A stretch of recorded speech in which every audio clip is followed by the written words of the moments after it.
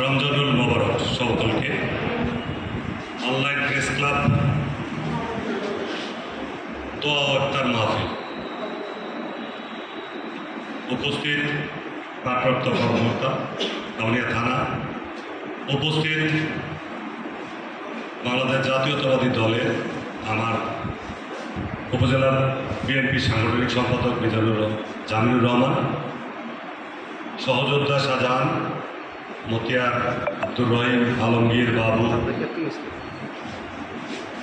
Reporters ইউনিটের সভাপতি সারাজু, অধ্যক্ষ মহিলা কলেজ রফিকুল ইসলাম সহ অনলাইন রিপোর্টার্স প্রেস ক্লাবের সকল কর্মী এবং প্রয়াত সাংবাদিকবৃন্দের পরিবারগণ সকলের প্রতি আবারও শুভেচ্ছা এবং সালাম রইল।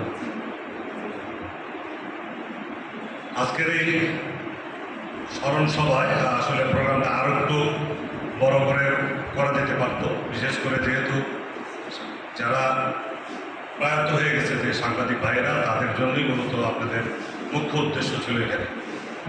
আমি যতটুকু দেখেছি, আবেদ ভাইকে দেখেছি কাছাকাছি থেকে, নুরুল ইসলামকে দেখেছি, তাদের যদিও তারা সেই সময় একেবারে কাউনিয়ার প্রথম পর্বে হাঁটি হাঁটি পা পা করে কিছুটা সাংবাদিকতার সঙ্গে মানুষের কিছু তথ্য অন্ধকার থেকে আলোর দিকে নিয়ে আসতো, সেই সময় তারা কাজ করতো। তো তাদের জীবনটাও অনেক কষ্টের গেছে। তারা আত্মাহারে অনাহারে কাউনিয়ার এই সাংবাদিকতার সঙ্গে তারা জড়িত ছিল। আমি আশা করি ভবিষ্যতে যারা এসব মিডিয়ার সঙ্গে সংশ্লিষ্ট থাকবে তাদের জন্য এরকম পরিণতি না হয়।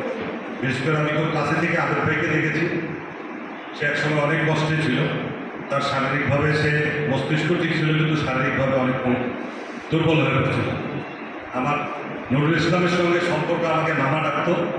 আমি তাকে যতটুকু কাছে থেকে দেখেছি, তারও একটা দৈন্যদশা ছিল। আর্থিকভাবে যেহেতু তাদের সচ্ছলতা ছিল না, সেই সময় যারা উপজেলা প্রশাসনের যতটুকুই প্রচার মাধ্যম ছিল সেগুলোতেও হয়তো খুব একটা ভালো সুবিধা তারা পায়নি।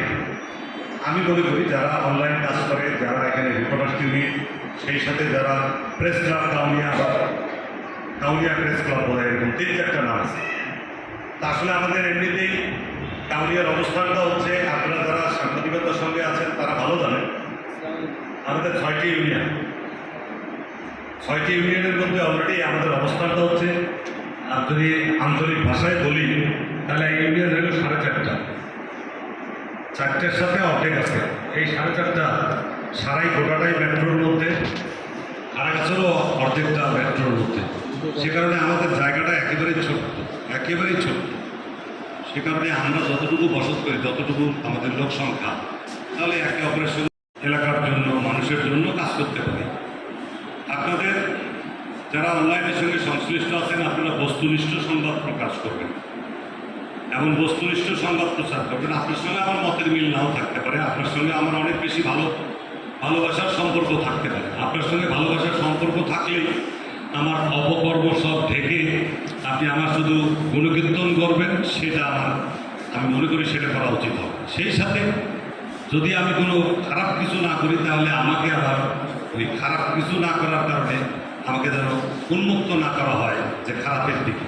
সে কারণে আপনারা বস্তুনিষ্ঠ সাংবাদিকতা করবেন, সত্যের প্রচারটা করেন, তাহলেই আপনারা আপনাদের জায়গা থেকে আপনাদের মূল্যটা অন্তত পাবেন। আপনারা যেমন কর্ম করবেন দুনিয়ায় তেমন ফল পাবেন। সেই সাথে মানুষ হিসাবে আমরা দুনিয়ায় যা করবো আখিরাতের জন্য করতে হবে। আপনি আজকে কোনো সঠিক মিথ্যাটাকে প্রকাশ করবেন, আপনি পরকালে আপনার যেমন এই কালে আপনার জবাব দিতে হবে, পরকালে মৃত্যুর সঙ্গে সঙ্গে শুরু হবে আপনার জবাব দেওয়া। সে কারণে সতর্কর সহিত সবাই কাজ করবে।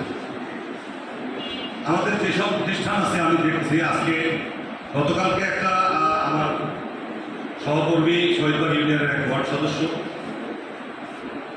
হঠাৎ স্ট্রোক করে মারা যায়। আমি হাসপাতালে আসার পরে হাসপাতালের অবস্থাটা হচ্ছে বিদ্যুৎ ছিল না, মর্গে জেনারেটর চলে না, নাকি এরকম। সে সেই সময় সাপোর্ট যেটা দরকার, ডাক্তারি যে সাপোর্টটা দরকার সেই সময় তাৎক্ষণিকভাবে সে ডাক্তারি সাপোর্টটা সেখানে পায়নি। তার আত্মীয় স্বজন বলতে তার 3টা মেয়ে, জামাইরা তো দূরে থাকতো, মেয়েরা বোধহয় লাকিলি 1-2 জন ছিল, তারাও ছিল। আমার শহীদবাগ ইউনিয়নের প্রেসিডেন্ট সেক্রেটারি বিএনপির, তারা তাৎক্ষণিকভাবে আসছিলেন। তাদের মাধ্যমে জেনে আমিও তাৎক্ষণিকভাবে সেই সময় উপস্থিত বোধহয় 5-6 জন যারা আমরা ছিলাম, তারা হাসপাতালে যাই। যাওয়ার পরে যে অবস্থাটা দেখেছি, হাসপাতালে একেবারেই আলো নাই। আমি আমার মোবাইলের আলো জ্বালায় আমার লাশটাকে দেখতে হয়েছে, এরকম একটা অবস্থায় ছিলাম। তো সেই সময় রোগী যারা ইন্তেকাল হয়ে গেছে, আমরা যেহেতু মুসলমান সে কারণে বিশ্বাস করি ডাক্তার যত সর্বশেষ চিকিৎসা যতই করুক না কেন, যদি মৃত্যু হবে, এটাই সত্যি। আমি সেটাকে বিবেচনা করে তাৎক্ষণিকভাবে তার আত্মীয় স্বজন তাদেরকে হাসপাতাল ত্যাগ করাই। তারপরে যারা ইয়াং জেনারেশন ছিল তারা তাদেরকে সরাই। এখন লাশটা কীভাবে নিয়ে যাবে, যেহেতু একটু মানে ভাবটা ছিল এমন, আমার কাছে মনে হচ্ছিল, আমি একটু আতঙ্কিতও ছিলাম কিছুটা, যে বিগত দিনের রেকর্ড থেকে যে হাসপাতালে কিছু একটা ঘটলে হাসপাতালে আক্রমণ হওয়ার একটা সম্ভাবনা থাকে। তো সেই আগে গিয়ে আমার মধ্যে একটা ভীতি কাজ করতেছিল যে আবার এরকম কিছু সিন ক্রিয়েট হয়ে যায় কিনা। যদিও অল্প সংখ্যা ছিল, হয়তো বেশি সময় পেলে এরকম কিছু চিল্লাচিল্লি হতেই পারত। অনেকেই বিদ্যুৎ কেন নাই সেটা নিয়ে কথাবার্তা বলতেছে।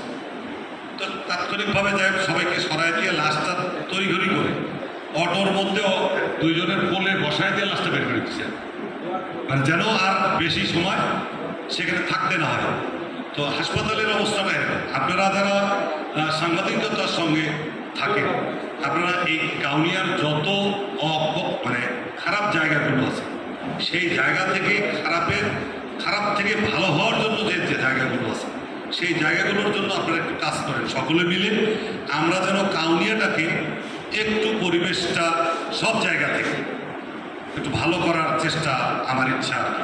তা আমি আশা করি আপনারা যারা সাংবাদিকতা করেন আপনারা আমাকে সঙ্গ দেবেন, আমিও আপনাদেরকে সঙ্গ দেব।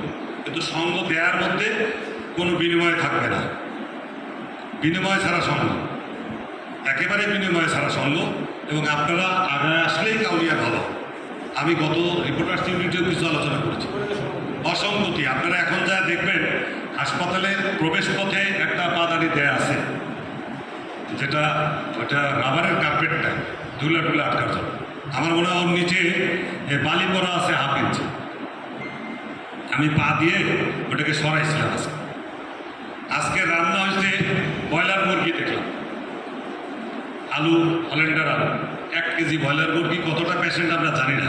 তা আপনারা যেহেতু সাংবাদিকতা করেন, আপনাদের কাজ হচ্ছে বস্তুনিষ্ঠ জিনিস খুঁজে বের করা, কোথায় কি হচ্ছে সেইটা বের করা।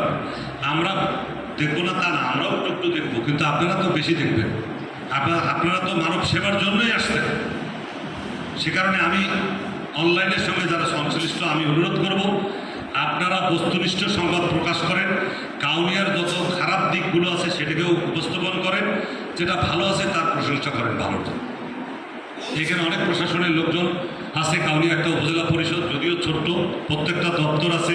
যারা ভালো কাজ করবে তাদেরকে আমরা অ্যাপ্রিসিয়েট করি, তাদের জন্য আমরা মাইক মিছিল দিয়ে প্রশংসা করব সার্বক্ষণিক যে তারা ভালো মানুষ। আর যারা ভালো মানুষ নয় তাদের বিরুদ্ধে আপনারা থাকবেন। আপনাদের সঙ্গে আমি একমতে একসাথে আমার বাংলাদেশ জাতীয়তাবাদী দলের সকল সহযোদ্ধাদেরকে নিয়ে ন্যায়ের পক্ষে লড়াই করবো আপনাদের সঙ্গে। এতটুকু আমি আপনাদেরকে আশ্বস্ত করতে পারি। সেই সাথে আপনাদের কাছ থেকেও আমরা আশ্বস্ত চাই যে আপনারা বস্তুনিষ্ঠ সংবাদ প্রকাশ করবেন। আপনাদের মধ্যে যত কলহ আছে, এই প্রেস ক্লাব 3, 4টা 5টা আছে, আপনারা এই যদি রমজানের পরে কখনো পরিবেশ হয়, আপনারা যদি সবার মতামত একরকম হয়, তাহলে আপনারা অবশ্যই একখানে হবেন। আমাদের সহযোগিতা চেলে আমরা রাজনৈতিক প্ল্যাটফর্ম থেকে, অ্যালাইটের প্ল্যাটফর্ম থেকে আপনাদেরকে সহযোগিতা করে সেটা নিরসন করার চেষ্টা করব। সেই সাথে আপনারা আমাদেরকে আজকে আমন্ত্রণ জানানোর জন্য আপনাদেরকে ধন্যবাদ জানাই, মোবারকবাদ জানাই। আর যদি কখনো কাউকে আপনারা আমন্ত্রণ জানান, কাউকে যদি আপনারা মুখে বলেন যে আপনি আমাদের আজকের চিফ গেস্ট, আর তাকে যদি বলেন যে না মাঠে আসার পরে সে বোঝে আর এক রকম কিছু, সেটা দুঃখজনক। সেই রকম কিছু না করা উত্তম। পরিশেষে আমি আবারও আপনাদের অনলাইন প্রেস ক্লাবে যারা কাজ করছেন, সেই সাথে প্রেস ক্লাবের অন্যান্য আরও যারা আমন্ত্রিত আসছেন সকলকে ধন্যবাদ জানাই।